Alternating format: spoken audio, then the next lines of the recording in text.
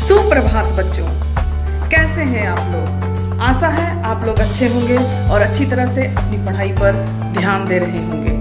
आज हम लोग एक नया पाठ पढ़ेंगे। आज हम लोग कक्षा 9 हिंदी बी से पढ़ेंगे नए इलाके में। नए इलाके में जिसके कवि हैं अरुण कमल जी। और इस पाठ के माध्यम से अरुण कमल जी ने बहुत ही सहजता से ये दिखाने का प्रयास किया है कि संसार परिवर्तनशील है और कुछ भी स्थायी नहीं है और संसार में हर चीज़ परिवर्तित होता है, हर चीज़ क्षण भंगुर है। किस प्रकार से इस बदलती हुई जिंदगी की दौड़ में इतनी तेज रफ्तार में हर चीज़ बदल जाती है और जो भी निर्माण कार्य हो रहे हैं हमारे शहरों में या हमारे गांव में, तो किस प्रकार हम उस गांव की पहचान भूल जाते हैं और हर एक जगह में जब नया मकान या नया घर बन जाता है तो उसे पहचानना कितना कठिन हो जाता है। और इसके माध्यम से कवि ने यहाँ पर परिवर्तनशीलता को दिखाया है, क्षणभंगुरता को दिखाया है कि इस आधुनिक युग में इंसान इतनी तेज रफ्तार से आगे बढ़ रहा है और जो भी परंपराएं हैं, पुराने जो भी धरोहर है, वो सभी बदल जा रहे हैं। तो इसी परिवर्तन को जानते हैं इस कविता के माध्यम से। तो आइए बच्चों, पढ़ते हैं हम लोग कविता नए इलाके में। नए इलाके में, इन नए बसते इलाकों में जहाँ रोज बन रहे हैं नए नए मकान, मैं अक्सर रास्ता भूल जाता हूँ। यहाँ पर इलाके का मतलब होता है क्षेत्र और नए का मतलब नया।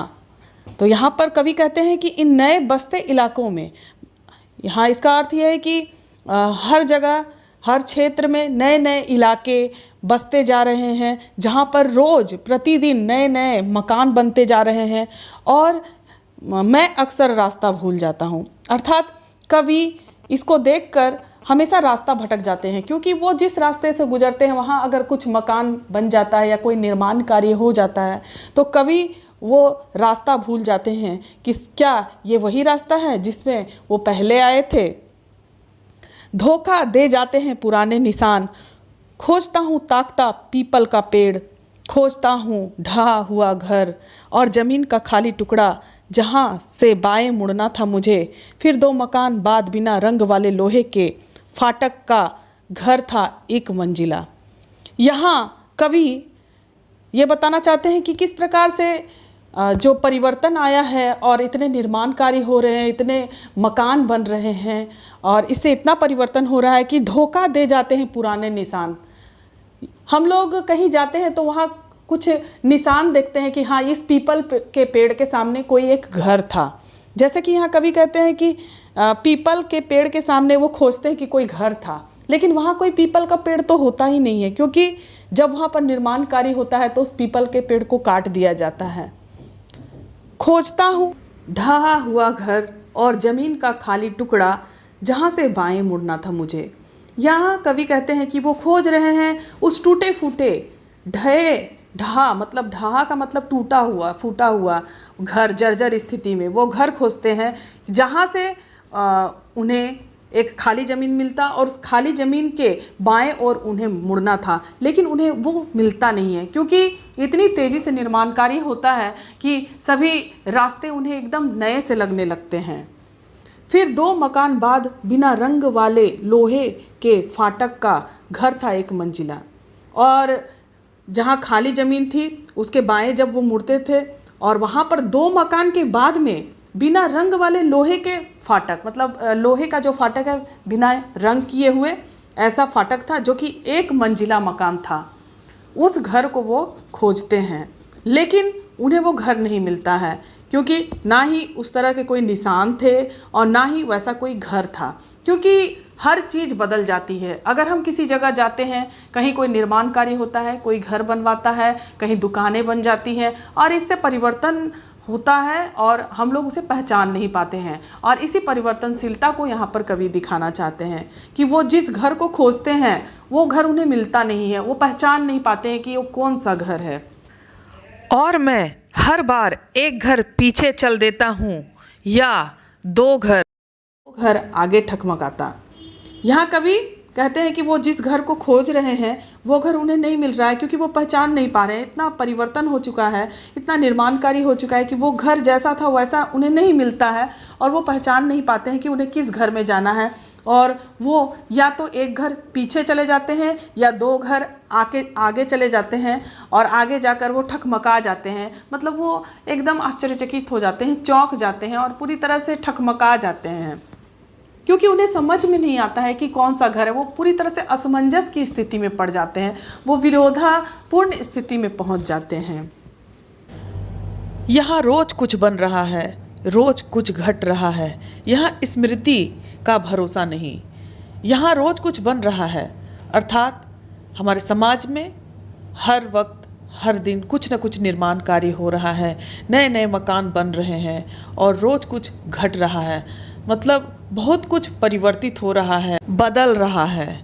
यहाँ स्मृति का भरोसा नहीं।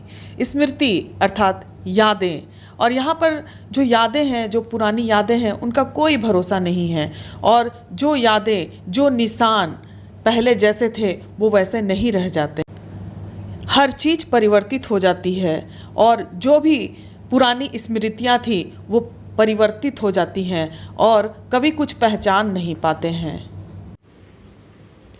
एक ही दिन में पुरानी पड़ जाती है दुनिया, जैसे बसंत का गया पतझड़ को लौटा हूँ, जैसे बैसाख का गया भादों को लौटा हूँ। अब यही है उपाय कि हर दरवाज़ा खटखटाओ और पूछो, क्या यही है वो घर।